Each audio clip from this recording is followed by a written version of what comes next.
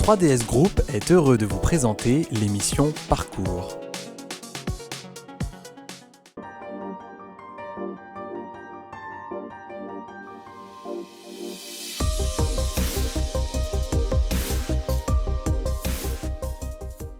Bonjour Luc. Bonjour Claire. Alors merci d'être avec nous ce soir sur A-News Workwell, d'avoir accepté l'invitation. Je suis vraiment ravie de t'avoir avec nous. Tu es directeur sécurité, environnement et immobilier chez Schneider Electric pour la région Nord, Normandie et Île-de-France. Tu pilotes des projets passionnants comme la relocalisation du siège à Nanterre et la transformation des services digitaux et workplace. Mais derrière la fonction, les grands projets, il y a surtout une personne et un regard unique sur l'environnement de travail et l'immobilier. Alors on va commencer par le tout début de ton parcours, quand tu étais enfant, si tu veux bien nous en parler un petit peu. Pour mieux comprendre ta trajectoire, j'aimerais revenir à ce moment-là, quand tu étais tout petit. Tu as grandi dans quel univers familial et culturel ? Moi, je suis issu d'une famille avec 5 garçons. Et je suis le petit dernier, donc avec un certain écart avec les 4 premiers. Donc j'étais très entouré, mais aussi sans doute très choyé. Le petit dernier, c'est le chouchou, on va dire. Avec sans doute, j'en retire sans doute aussi une envie de me démarquer par rapport à mes frères. Et sans doute, ça explique certains choix que j'ai fait après. Après, une famille assez classique que j'ai toujours vécue en région parisienne et très famille, avec beaucoup de cousins et de cousinades lors des vacances d'été. Combien d'écart entre tes frères et toi ? Les 4 sont en 5 ans et moi j'arrive 8 ans derrière. Ah oui, comment on vit justement cet écart d'âge ? C'est génial, j'avais toujours des grands frères pour jouer avec moi en fait, donc c'était extrêmement agréable. Après ils sont partis et je me suis retrouvé, j'ai vécu un bout d'enfance unique on va dire, mais ça reste des liens extrêmement forts qu'on a gardés encore aujourd'hui. Et tu disais que tu souhaitais te démarquer justement de cette fratrie, pourquoi et comment tu l'as fait ? Même si je ne peux pas dire que mes parents aient poussé à la comparaison en permanente, forcément on se compare à ses grands frères, on a une part d'idéalisation du grand frère et on était dans une famille notamment de 13 ingénieurs, mon père est polytechnicien et j'ai plusieurs de mes frères qui ont choisi des voies scientifiques. Moi j'ai fait des études de droit, sans doute c'était aussi parce qu'il ne fallait pas faire comme les autres et avoir ma propre voie, mon propre parcours et sortir d'une comparaison en disant ton frère a fait ci, ton frère a ça, ton frère a eu tel résultat. Là au moins je sortais de toute comparaison possible. Ta maman elle faisait quoi ? Maman était documentaliste au CEA, au commissariat à l'énergie atomique. Ok. Alors, justement, quel genre d'enfant étais-tu ? Est-ce que tu étais plutôt un enfant curieux, énergique, ou plutôt calme, réservé ? Non, je pense que j'étais un peu pas la caricature, mais de l'enfant sage, on va dire. En tout cas, j'avais, je pense, l'image du bon élève. Ouais. Que je dirais c'est peut-être très prétentieux de le dire comme ça, de leader discret, mais le fait est que j'ai été délégué de classe pendant 15 ans d'affilée, que j'étais responsable de mon équipe de scouts, que j'étais souvent le responsable du groupe. Donc en tout cas, j'avais envie de m'intégrer dans un collectif et d'être plutôt dans une position de leader. Et c'est amusant parce que je revois ça, moi aujourd'hui j'ai 3 garçons, et je revois ça pas mal alors pour le meilleur et pour le pire, mais je vois ça chez mes enfants en fait, notamment par exemple sur un esprit de compétition que j'ai beaucoup pour le coup, et quand je vois mes enfants s'exaspérer, faire la tête après un jeu, je me dis pourquoi tu fais ça ? Et je me dis en même temps, Luc, tu peux pas lui reprocher, tu étais bien pire avant. Ah oui. Et donc c'est amusant de voir ça. Il y a une espèce de remise en question avec ces enfants qui est assez drôle. Il y a un effet miroir, ouais. Exactement. C'est bien aussi, ça nous fait travailler des choses. Exactement. Ils sont là pour nous faire bosser. Hein. Ouais. Est-ce que tu as un métier qui te fascinait quand tu étais petit ? Alors j'ai un grand-père qui était très fan d'histoire. Et j'ai passé des heures et des heures avec lui à discuter. Il était, dans sa retraite, responsable des fouilles qui sont faites en France, en Bourgogne à Alésia, sur le site Alésia. Et donc, c'est un rêve de beaucoup d'enfants. J'aurais bien voulu être archéologue sur les traces de Champollion, sur les traces d'un certain nombre de découvreurs de sites. Et donc, oui, j'aurais bien voulu faire ça. Ouais. Et alors, qu'est-ce qui t'a empêché de faire ça ? Un principe de réalité, mais non, après les études d'histoire me passionnaient pas plus que ça, c'est vrai que c'est plutôt le côté fantasmagorique en fait qu'on va mettre derrière l'archéologie. Hein. Après c'est un travail hyper fastidieux que je voyais d'ailleurs avec les fouilleurs, brosser à la brosse à dents une pierre, c'est pas hyper funky. Hein. Donc voilà, mais l'image du truc était très sexy, la réalité du terrain l'était moins. Ouais, on peut parler d'un fantasme. Ouais. Et tu accompagnais ton grand-père ? Oui, bien sûr. Tu as une anecdote à nous raconter là-dessus? Oui, c'est très vraiment l'histoire de la brosse à dents, je l'ai vu, d'accompagner des fouilleurs qui étaient souvent des étudiants en fait, sur des chantiers. Un chantier, c'est au sol, on voit rien, hein, c'est des blocs de pierre avec de la terre et puis on frotte et on s'extadie dès qu'on trouve un petit bout de poterie. Enfin, c'est vraiment ça, hein, très concrètement. Et faut quand même avoir une vraie passion, hein, pour le vivre au quotidien. C'est de la patience, j'imagine. Beaucoup de patience, de l'investissement et une certaine abnégation. Donc voilà, sans doute que la patience, c'est pas ma première vertu. Donc voilà, ça collait pas. Alors jeune, tu en as parlé rapidement tout à l'heure, mais tu as été chef scout pendant 6 ans, à la tête d'un groupe quand même de 30 jeunes, c'est pas rien. Est-ce que cette expérience t'a influencé justement dans ta manière de travailler aujourd'hui ? Oui, alors on pourrait passer 2 heures juste sur cette expérience-là. J'en retiens 2 choses, on va dire, que je peux transposer aujourd'hui.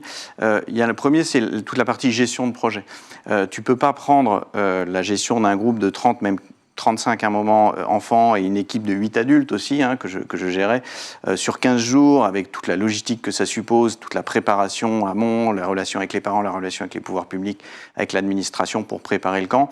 Tout ça à 20-23 ans, globalement, c'est quand même une sacrée responsabilité dont on ne se rend d'ailleurs même pas très bien compte, mais qui est très très formatrice pour le futur. En fait, toute cette partie, savoir gérer un projet et savoir l'expliquer. Et puis la deuxième, c'est la partie expression collective, c'est-à-dire que quand tu as animé un jeu, une veillée, une réunion de parents dans des publics variés, donc en fait que tu montes sur scène quelque part, et ben ça aussi tu le retrouves dans le boulot, et c'est quelque chose que sans vraiment m'en rendre compte, je crois que je mets en pratique encore aujourd'hui tous les jours. Ça ne doit pas être évident quand même à 20 ans de prendre la parole comme ça devant beaucoup de monde, il faut une certaine confiance.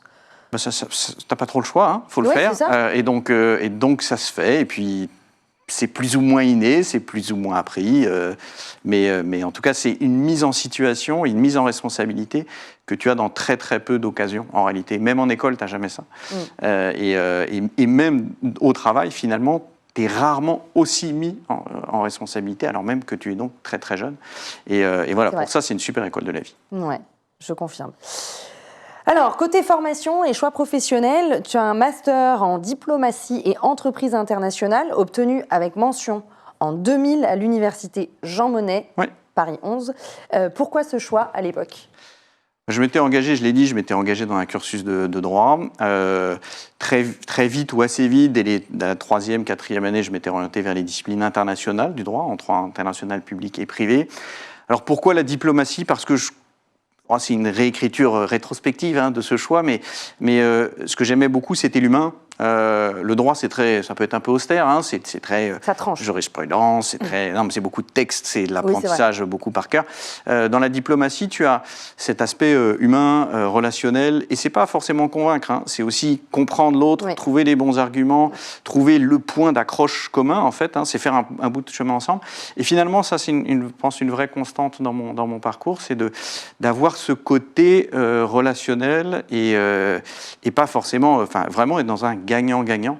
Et c'est ça que je cherchais, c'est pour ça que j'avais sélectionné ce master. Ouais, moins carré, moins dur, plus malléable, plus de flexibilité.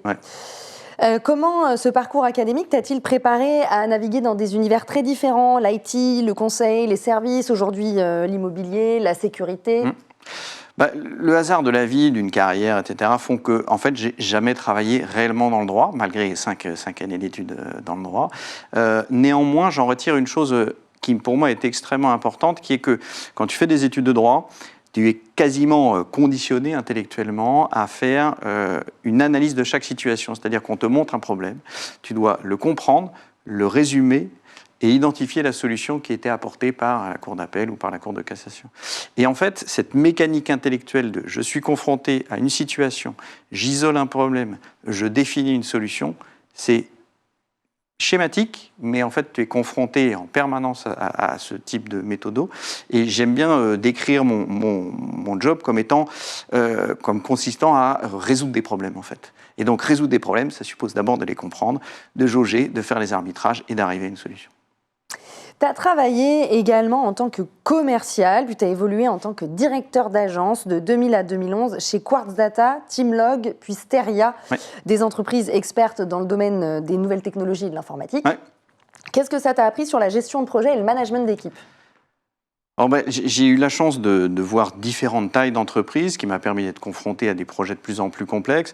Ça m'a permis déjà de découvrir le monde de l'IT. On parlait de nouvelles technologies, hein, ça commence à faire un peu vieux, hein, mais on ne parlait pas de digital, mais voilà, de numérique. Donc tout ça qui baigne aujourd'hui tout notre quotidien, et notamment dans l'immobilier. Donc ça m'a donné une compétence qu'on ne retrouve pas toujours, en fait.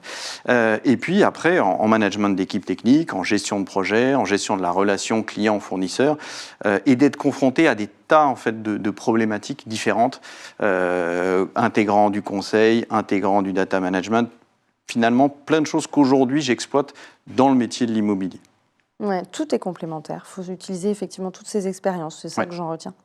Alors, en 2011, tu rejoins Schneider Electric et tu passes du marketing à la direction Smart Building Services, puis à ton poste actuel en tant que directeur sécurité, environnement et immobilier.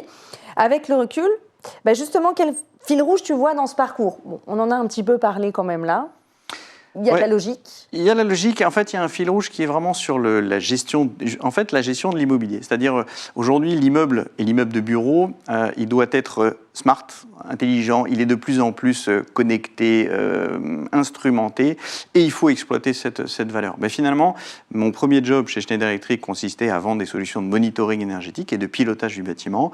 Je suis progressivement passé de fournisseur de solutions pour des bâtiments intelligents à exploitant de bâtiments intelligents. Et donc finalement, c'était juste la face opposée du miroir, mais hyper complémentaire. Et le fait d'avoir, dans ma première partie, rencontré une grande variété de clients et d'avoir été confronté à plein de problématiques différentes fait qu'aujourd'hui, je pense que j'ai une ouverture d'esprit, ou en tout cas, j'ai été confronté à des situations que beaucoup n'ont pas vécues. Très bien. 14 ans chez Schneider Electric quand même. Quel est ton secret pour rester toujours aussi motivé, engagé dans l'entreprise ? Alors, en fait, Schneider Electric, c'est une grande entreprise, hein, c'est 150 000 collaborateurs aujourd'hui. On n'en fait jamais le tour, hein, même en une vie. Et elle a une grande vertu, au moins une, qui est que la mobilité interne est très encouragée. En tout cas, on fait facilement confiance à quelqu'un pour prendre un job qu'il n'a jamais tenu. Okay. Et donc, on peut se construire, pour peu qu'on le souhaite et qu'on s'engage, hein, ça ne se fait pas tout seul, mais on peut avoir un grand parcours et on peut avoir des expériences extrêmement variées. Et puis, cerise sur le gâteau, c'est une entreprise qui est réputée et reconnue pour son engagement en matière de RSE, développement durable. Et à titre perso, ça me parle. Et c'est une fierté qui anime d'ailleurs beaucoup de collaborateurs. Mais voilà, à titre perso, c'est aussi ça qui me dit t'es pas au bout du parcours. Alors, j'aimerais faire une petite parenthèse personnelle et parler de tes passions, parce que tu en as beaucoup. Oui. On va commencer par les 17 ans de coaching que tu fais. Tu es coach de handball. Qu'est-ce que le coaching t'apporte dans ton métier ? Alors, on dit handball. Pardon, handball. Handball, c'est allemand. Je suis coach et joueur, en fait, en vrai. Donc, je coach l'équipe dans laquelle je joue.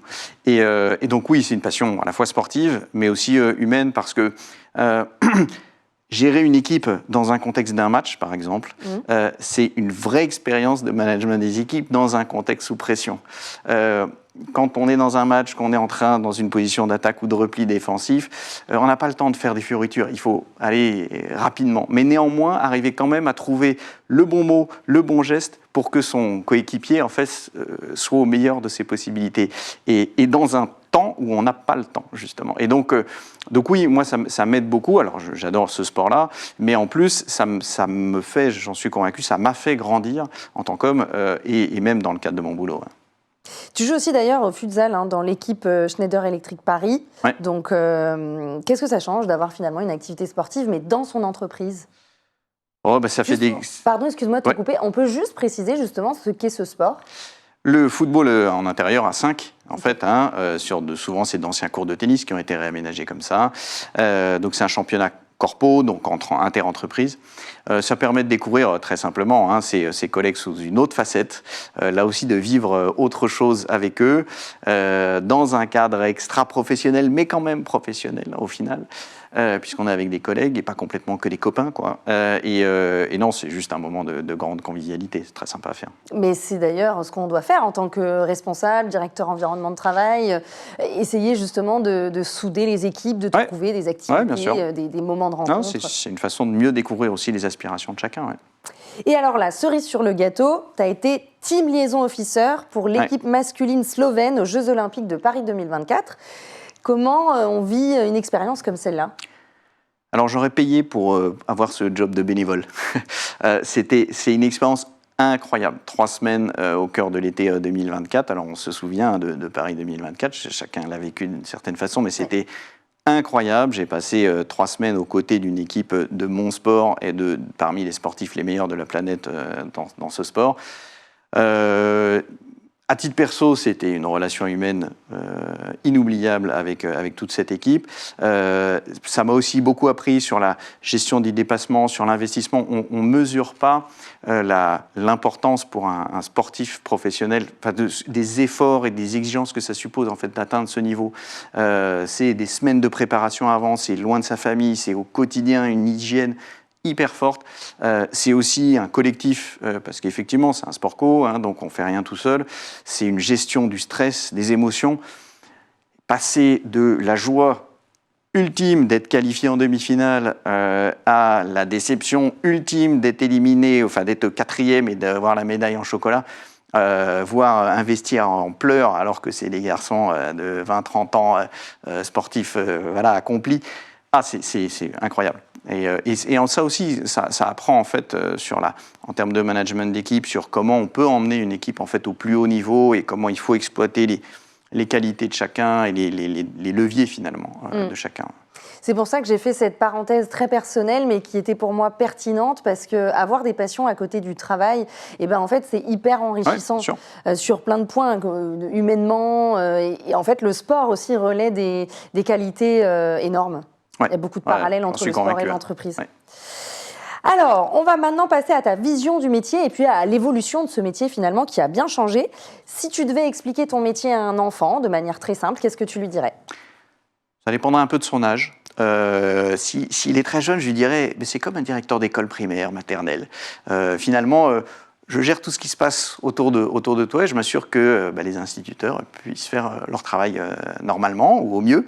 Et puis s'il est un peu plus âgé, peut-être je comparerai avec le directeur d'hôtel. Quelque part, c'est un peu ça, et proposer la meilleure expérience, le meilleur séjour possible, faire en sorte qu'il ait envie de venir dans mon hôtel plutôt que rester chez lui et lui apporter tout le confort dont il a besoin, la cantine, le chauffage, la propreté, tout ce dont il a besoin en fait pour passer un super moment.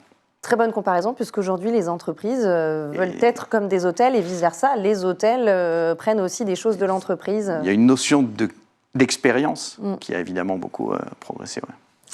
Alors, ton métier, il a beaucoup évolué, comme je le disais, surtout depuis le Covid, en termes de sécurité, du coup, en termes d'hygiène, de digitalisation. Mais bon, toi, tu étais déjà dans l'IT, donc ça n'a pas dû trop t'impacter, mais parce qu'il y en a qui n'y comprennent rien à la digitalisation. Et en termes aussi de service aux collaborateurs et d'hybridation, mais aussi depuis 2019 et le décret tertiaire qui impose une réduction progressive de la consommation d'énergie dans les bâtiments. Alors, comment toi, tu as vécu cette transformation sur des sites de plus de 100 000 m² et sur le management de 40 collaborateurs ?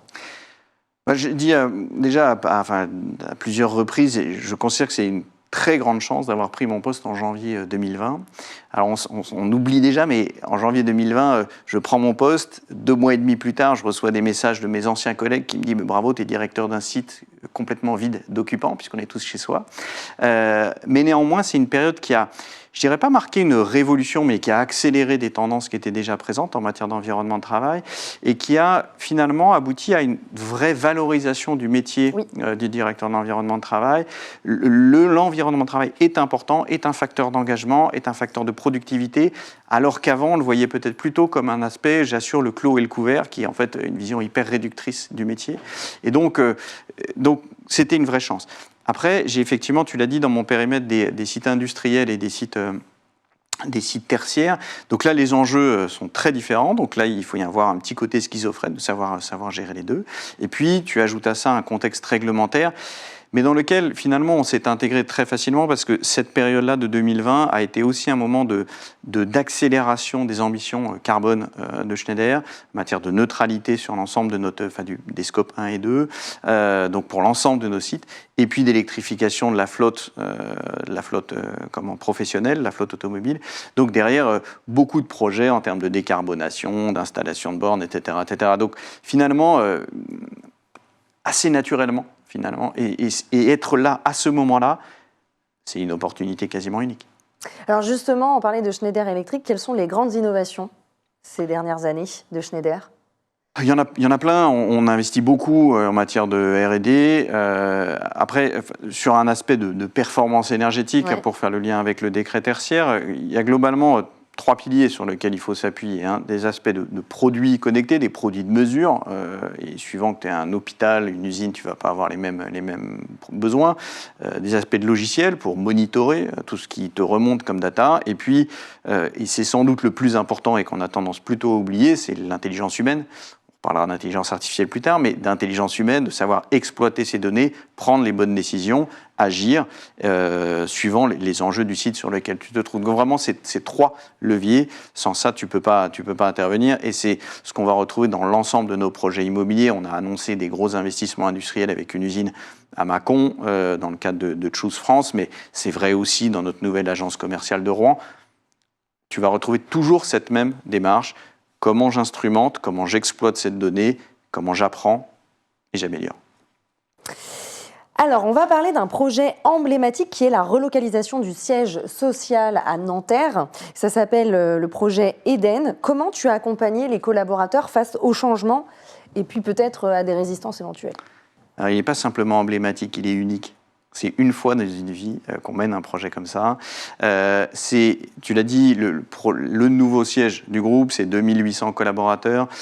C'est aussi une profonde refonte de la façon de comment on pense un projet immobilier en termes de dimensionnement des surfaces, c'est une chose, mais aussi de branding, de services proposés. Donc c'est vraiment une profonde refondation et qui va impacter, qu'on va décliner après sur l'ensemble des sites du groupe. Donc c'est un jalon important.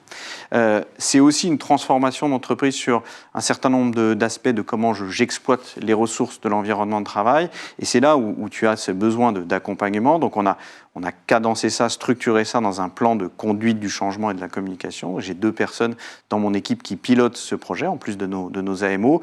Et ça passe par des webinaires, des ateliers avec des ambassadeurs qui ont été nommés par leur manager, un certain nombre de présentations, de vidéos, d'implication des membres du COMEX de Schneider. Voilà, il y a tout un plan cadencé sur 1 an et qui vise à nous faire déménager en fin 2026 et que les collaborateurs adhèrent au projet. Et aujourd'hui, on a des feedbacks qui sont ultra positifs. C'est hyper satisfaisant. Bon, on vous souhaite un beau déménagement. Merci. Et puis, on espère que tous les collaborateurs reviendront sur site satisfaits. Le plus possible. Le plus possible. Comment tu imagines ton métier, ou en tout cas les métiers de l'immobilier, les métiers de l'environnement de travail, dans 10 ans ? Écoute, on est en période de Noël, donc j'aimerais bien une boule de cristal pour te le prédire. Je ne vois pas d'évolution absolument radicale.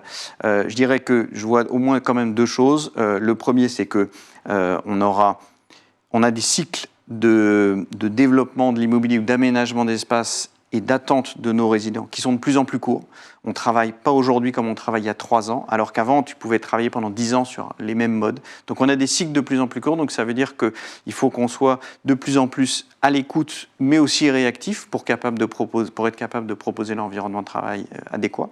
Et puis la deuxième chose, on ne pourra pas se passer de digital, c'est une de mes constantes, mais exploiter la donnée, savoir tirer parti au bon niveau de l'intelligence artificielle, il y a quand même des choses à faire. Voilà, ça sera un deuxième axe. Donc il y a vraiment les 2. Réactif et proactif même, et un gros enjeu digital. Ouais. Pour quelqu'un qui rêve de faire ce métier, tu lui dirais quoi ? Il faudrait développer quoi en termes de qualité essentielle ? D'abord, je lui dirais que c'est un beau métier, qui fait sens, qui apporte, qui touche les gens. On touche la vie de centaines de personnes. On est ancré dans le réel. Donc c'est un beau métier. Je lui dirais aussi que c'est pas un métier tous les jours facile. On est exposé à des injonctions contraires. Tu dois faire ci, tu dois faire ça. On s'expose à des insatisfactions forcément. Donc c'est pas un métier facile. Donc je dirais qu'en termes de qualité, il faut qu'il soit structuré dans son esprit. Il y a beaucoup de choses à faire qui arrivent, et donc savoir prioriser, savoir gérer son stress, et puis rester tout le temps à l'écoute, parce qu'on est dans un monde qui bouge, et un bâtiment qui ne répond pas aux aspirations de ses occupants, il ne sert à rien. Donc voilà, 3 qualités au moins. Très bien. On va passer à la dernière partie de cette émission, c'est déjà bientôt fini, aux questions signatures. Ouais. Et la première question, c'est quel est le plat qui te rappelle ton enfance ? J'en ai plein, j'adore cuisiner, et j'aurais un peu du mal à en identifier un seul. Moi j'aime bien cuisiner, je cuisine beaucoup, et je cuisine avec mes garçons en fait. Okay. Et donc c'est des vrais moments ensemble. J'ai pas forcément beaucoup cuisiné avec mes parents, mais sans doute j'appréciais la cuisine qu'ils faisaient. Et donc voilà, aujourd'hui c'est quelque chose que j'aime beaucoup. Ouais. Et alors c'est quoi ce plat ? Non, j'en ai plein. Je pourrais pas t'en... Un plat que tes parents faisaient en particulier ? La bouillabaisse bretonne, si tu en veux un, par exemple. Que je pense qu'il est un peu impossible à reproduire, mais voilà, une plat signature. Ok, super. Ta chanson ou ton style musical préféré ? Ma playlist Deezer, elle est hyper éclectique. Du rap, de la pop, du métal, du plus classique. Donc d'ailleurs c'est un peu surprenant quand je la partage, les gens se disent mais pourquoi j'entends ça maintenant là, alors que c'était Jean-Jacques Goldman juste avant. Non, j'ai pas un style. Après, si on veut partir sur des chanteurs, oui, dans ma jeunesse on va dire, je le renverrais plutôt vers un Jean-Jacques Goldman, un Renaud par exemple, et dans du plus récent sur des Grands Corps Malades, sur du Benabar, plutôt des chansons à texte en fait. Le fait d'actualité qui t'a le plus récemment marqué ? Ça m'ennuie d'en faire un peu la promo, mais l'intervention de Donald Trump aux Nations Unies début octobre m'a beaucoup chagriné. Alors le personnage est ce qu'il est, mais le fait de remettre en question le réchauffement climatique, d'ailleurs de taxer, d'escroquerie quelque part ce qui se passe, malheureusement, certains le suivent, en fait, et notamment des entreprises ou des individus, à titre perso, et c'est extrêmement triste, dommageable, parce que cette situation, elle est juste factuelle, en fait, on ne peut pas la contester en vrai, et on a tous une responsabilité là-dedans, c'est pas aux autres de faire, et donc qu'un leader comme ça, quoi qu'on en pense, ait ce type de comportement complètement lunaire, voilà, c'est juste triste. Donc, ouais, ça m'a chagriné, ça m'a renforcé dans mes convictions, mais ouais. Okay. Ton juron, ton blasphème favori ? Les enfants te diraient pétard. Pétard ? Ouais, c'est mieux qu'un autre mot qui commence un peu pareil. Je m'énerve assez rarement. Ok. Mais quand je commence avec ça, c'est que ça veut dire qu'il va se passer quelque chose. De grave. Absolument. Ok. Le métier que tu n'aurais pas du tout aimé faire ? Il n'y en a pas. Je crois que, en fait, je suis assez curieux ou très curieux. J'aime bien, je crois que je pourrais tout faire. Alors, tout faire et pendant un temps donné. J'aime pas non plus les jobs trop répétitifs dans lesquels il n'y a pas de challenge, un peu de stress, juste de mobilisation de neurones. Mais sinon, au fond, je crois que j'adorerais être maraîcher. Je pourrais être éboueur, je pourrais être facteur, je pourrais être ouvrier à la chaîne. Non, tout m'intéresserait sincèrement. Donc, ouais, tu fais appel à ta curiosité, là. Tu as envie de tout découvrir. Oui, vraiment. Ouais. Ok. Le film dans lequel tu aimerais jouer ? Peut-être un peu caricatural, je vais te dire Top Gun.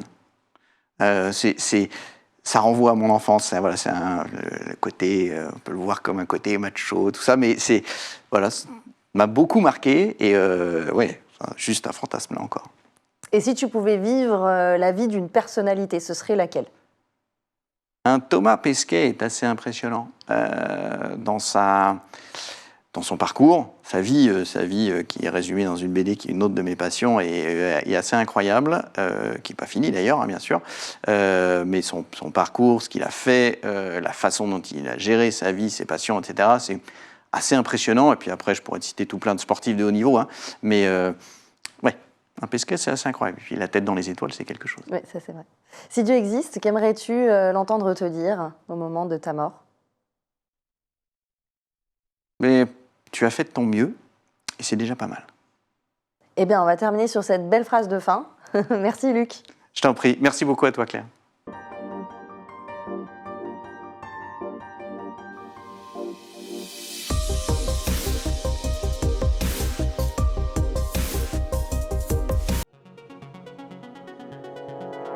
3DS Group a été heureux de vous présenter l'émission Parcours.